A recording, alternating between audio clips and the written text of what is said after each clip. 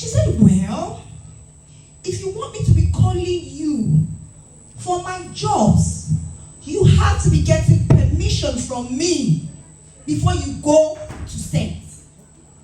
I'm like, sure, okay, really? I mean, I did 4 years of my life. I dedicated it to this craft.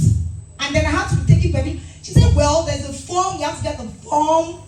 Yada, yada, yada. She was just saying a lot of things. You have to get the form, and then you fill it, and then henceforth, once you are under me, under my guidance, you can't go anywhere. I have to tell you who to work with, who not to work with, what to do, what.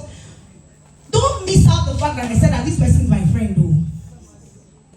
So you can only imagine how I felt, or how I was feeling listening to her say that. And then the next thing she said, anyway, if you cannot do all that, Ojo tell you full life for a Cora. Can you translate that in English? The sky is big enough for birds to fly without touching each other. Yeah, that's a direct translation. So, Cherry Caterpillar learning, it wasn't funny. Because I was just up and coming. I just came into the industry. I felt so bad. I cried. So your scars are going to come with disappointments. Let down. People are going to disappoint you, misunderstand you. I cried. I was like, this person is my friend. If my friend cannot help me in the industry, then what else? Let's say your friend. Summer. So, I cried, I felt so bad, I felt let down, I was discouraged, I was demoralized. But I found courage. And that's one thing that you need to be successful in this industry, courage. So I found that courage, and I kept going. I was like, hey, okay, no problem. I'll keep going. So there's a need for you to believe in yourself. Believe in your journey. It's very important. I believed so much in myself. I kept going. It wasn't easy. Like I said, I have a lot of stories. I'm just sharing this. I kept going. I was going for auditions. I was giving my best. That same person we met on set several times after that encounter, and we're not talking for like 3 years. We didn't talk. But I kept going. If I get 2 things, I'll play those 2 things as if my life depended on it. You know why? Because I believe that somebody somewhere, a producer, a filmmaker would watch just that scene. You know how people check into the hotel and African Magic comes on. And only the person sing and the colonial man will go, wow, this girl gave a performance. And lo and behold, 4 years later, green, my phone rang. And guess who called me? My friend called me. That person. She was like, hello, Messi Pawoni. I said, hello, Talon Sorrow.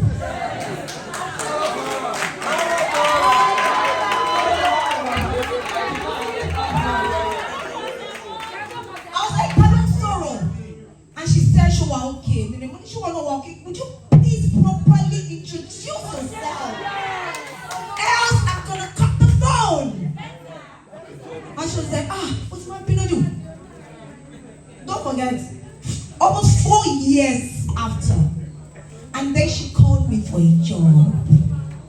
To God be the glory. She called me for a job. And I was at that point, I was very emotional and I felt very proud of myself. I was like, okay, so you can actually call me for a job without me getting permission from you, without me being under your tutelage. I mean, and she has to fast forward, she has come for more than 3-4 jobs. But because I'm a very forgiving person, I tried to focus on the positive side. I went to do the job. And when I got there, I gave my A game. You know when you are going to war front, I'm like, I'll do a law. Mama kill Roy. Then you go back and So that's what I did. So I'm just sharing this story because you have to keep keeping at it. It's very important. And then don't compare your journey with anybody else's journey. When people are winning, applaud them. Because your time will come. Most definitely, your time will come. And then, look, delve into a lot of stories that I have experienced, my scars in the industry, because even talent shule. And then growth. See, I want to round up. Growth is very important.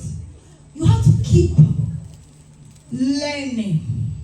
You have to keep evolving. You have to keep reinventing yourself.